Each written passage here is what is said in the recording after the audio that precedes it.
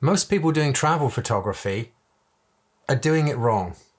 They're focusing on landmarks and popular views that are Instagrammable, things that everybody photographs. They're basically photographing postcards, and postcards have been photographed to death millions of times over and over. Now, there's nothing wrong with that. It's a lovely way to record your holiday. But if you want to take travel photography seriously, you want to up your game, maybe even if you want to make some money as a side hustle from it, then photographing those pretty views, that's not going to cut it. So who am I to say this? Well, I've been traveling for decades, photographing for brands and publications within the travel and tourism industry. And what I'm trying to do here is share some of my experience, share some opinions in the hope that it's going to add some value and help you with your travel photography, even if you're just doing it as a hobby. When I first started out, I was thrilled to visit somewhere like Florence, Valletta, or Prague and see the incredible architecture and actually capture those iconic views, the landmarks, and hopefully in low light, sun setting, sun rising, beautiful, stunning images, and I bring them home. And then I would look online at these stock libraries and see those images over and over, and I was very quickly deflated. If I was shooting what already exists, how was I going to sell my images? Even if I wasn't going to sell them, if I was just doing it for fun, which I was a lot of the time, why am I shooting the same stuff that everybody else is? What's the point? I wanted to push myself further and do something better, but I didn't know how to. Regardless, I continued to travel and explore interesting places. And when I wasn't traveling, I was watching as much travel content as I possibly could. And that involved watching TV back in the day. Shows like Michael Palin's Around the World in 80 Days or Pole to Pole, or Rick Stein's Long Weekend, or Long Weekender as it's called. Rick Stein's Long Weekend, that's it. Great series. As I was watching an episode one day, it just struck me. These presenters are seeking out locals and interviewing them and telling their story, whether it's a chef, a cheesemaker, an artisan, local resident, doesn't matter. They were focused on telling stories of people that live in that location. These people are the place. They are the culture. They're the reason we visit these interesting places. It's not just for the buildings, it's the people and their stories. Yeah, that was a game changer for me. I realized that good travel photography is all about storytelling, and the real story of a place lives in the people that shape it. I realized that storytelling in my travel photography elevated it and made it more relatable, more interesting. And most importantly, it allowed me to create something different, something that other people haven't done, something unique. So what I like to do when I travel is figure out what makes a place special. Are there any particular festivals? Are there any local delicacies that the place is known for? What are the arts and crafts people doing? What do the locals look like? What do they wear? How do they live? I'm going to give you some examples.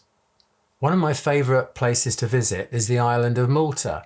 It's packed with history and interesting buildings and stunning coastline.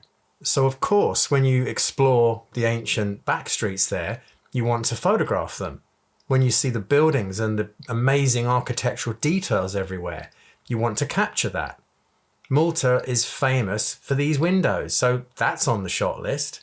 You can create a lovely set of images that show what the place looks like. But the problem is, so can everyone else. And they do.